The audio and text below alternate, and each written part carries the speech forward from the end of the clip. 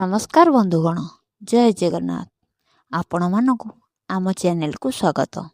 आज आम जानिबा सकाळे उठी एमिति 5टी काम विषय जहाँ भारतीय परंपरा रे शुभ बोली मना जाए एवं जहाँ सहित किछि स्वास्थ्यकर अभ्यास मध्य जोड़ा जाइछि। अनेक लोक विश्वास करते जे दिनर आरंभ भल हेले सारा दिन अधिक सकारात्मक भाव कटे। प्रथम काम, भगवान को स्मरण करंतु एवं कृतज्ञता जनातु। आखि खोलिबा परे संगे संगे मोबाइल धरिया बदल रे किछि मुहूर्त शांत होई भगवान को स्मरण करंतु। मनरे कुहंतु, आजिर नुआ दिन पाई धन्यवाद। परंपरा विश्वास अनुजाई यह मन को शांत करे। कृतज्ञतार अभ्यास मध्य अनेक लोकों पाई सकारात्मक मनोभाव गढ़िबारे सहायक होइपारे।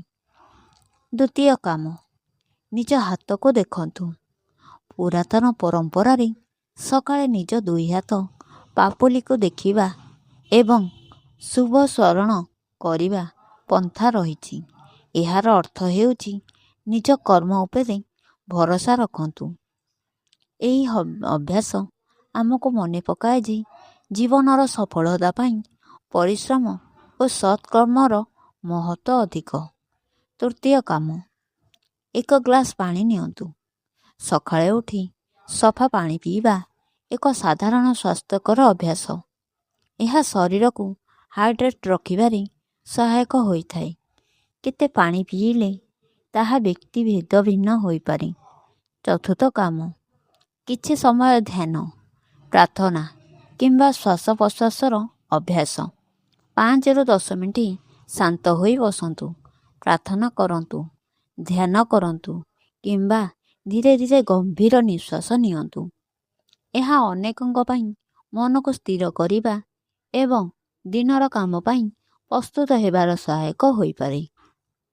पंचम काम, दिनर लक्ष्य निर्धारण करंतु। आज केउ काम को संपूर्ण करिवे ताहार एक छोट तालिका तैयारी करंतु।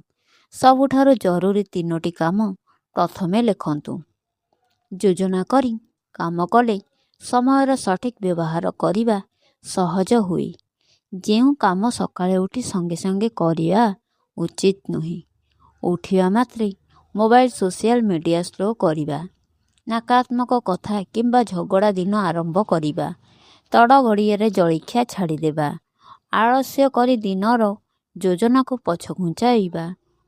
बंधुगण, सकाळर अभ्यास आमर चिंताधारा और दैनंदिन जीवन उपरे प्रभाव पकाइबारे। भगवान को स्मरण, कृतज्ञता, पानी पीवा, ध्यान एवं दिनर योजना, यही 5टी अभ्यास को नियमित करने को चेष्टा करंतु।